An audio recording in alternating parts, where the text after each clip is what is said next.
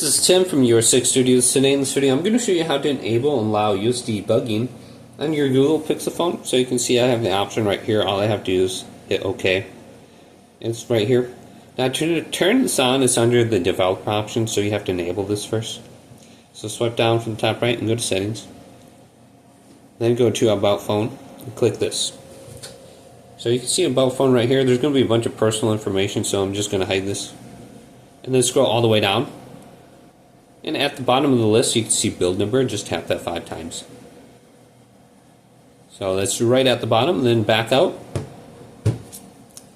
And then go to where it says system right above About Phone. Go down under this list, and at the bottom we can see developer options.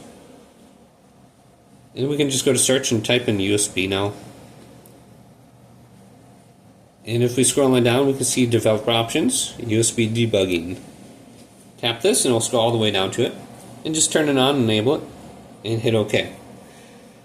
And this is intended for development purposes only. So hopefully this video did indeed help you out. If it did, leave it a big thumbs up. And subscribe to my channel down below.